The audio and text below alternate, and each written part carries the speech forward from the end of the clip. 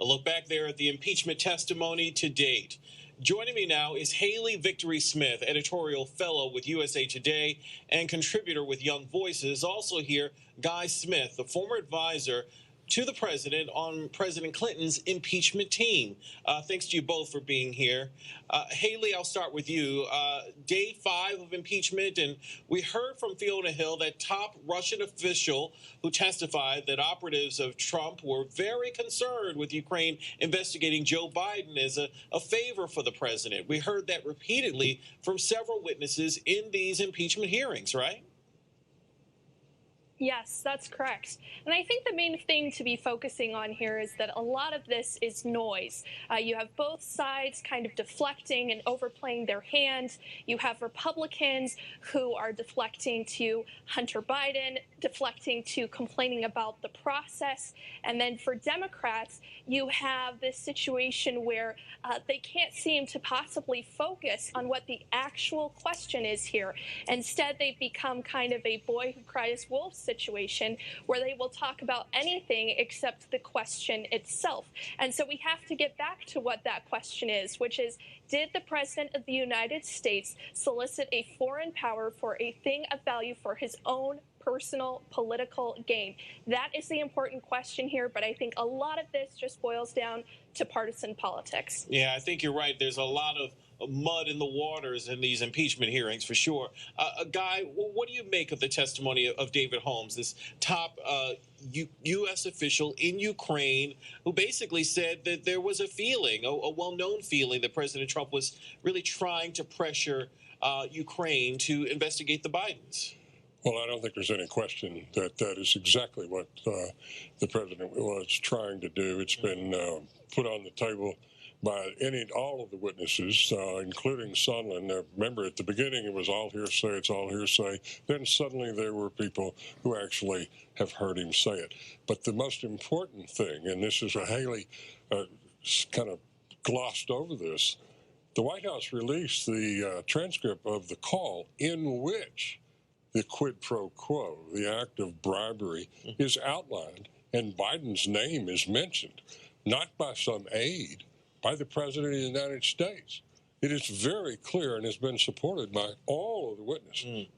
So that's essentially the smoking gun that we've been kind of talking about and looking for in these impeachment hearings. It was a smoking cannon, and it was released by the White House and then supported by all of the witnesses and the participants, and then exercised by Giuliani separately from the State Department and the professional Foreign Service officers. Right. And we have the president's own national security advisor calling the whole thing a drug deal.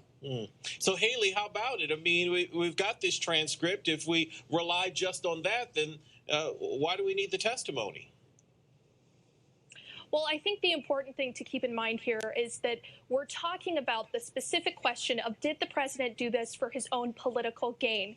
And I think Democrats have kind of rushed to the conclusion that, yes, in fact, that was what he did before they had sufficient evidence to conclude that. Now, I found the leaked opening statement from Ambassador Taylor pretty convincing. The idea that really what Trump wanted was an announcement of investigation as opposed to maybe the investigation itself. But even that by itself, I don't know, is necessarily enough to impeach a president. I think there maybe has to be some corroborating evidence there, which is why I think that the investigation itself is so important.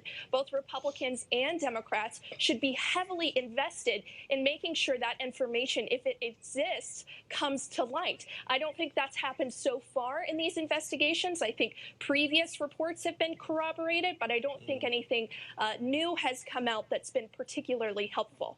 Well, what about the connection between the pressure and the actual withholding of aid? Is there a connection there? Have we seen that play out in these hearings? Well, we have, and we have the timeline now. The timeline is in advance of the call with Zelensky. And then we've now established through the witnesses that Zelensky knew that it was being held up. The Ukrainians were asking about this immediately. They knew there was an issue.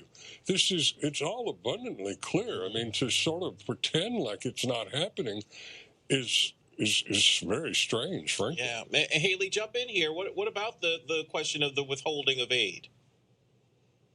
Yeah, I'm not denying that there was quid pro quo. I think to say that there was not quid pro quo would be intellectually dishonest. And I think that Republicans have been dishonest in insisting on that point. But I do think the more important question is not necessarily about the quid pro quo, but about the aspect of what was the reason that the president did this. If it was just to investigate corruption, then I don't think that's impeachable. I think that case is probably falling apart, but I don't know that it's necessarily fallen apart all the way.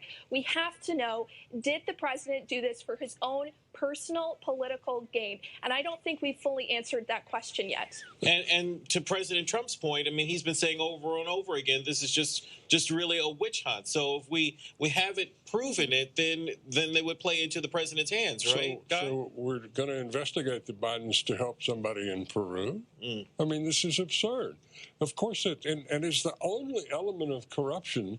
And remember, Fiona Hill wrote the talking points on corruption in Vinland, and they were never used. The word corruption never came out of Trump's mouth, only Biden, twice in the call. And this is, I mean, it's ludicrous to suggest that this isn't what was going on with all of the witnesses that are corroborating it. Well, President Trump says it's ludicrous, and we'll have to see if there's any more testimony that'll come out. We got to leave it there, unfortunately. Guy Smith, Haley Victory Smith, thanks for joining.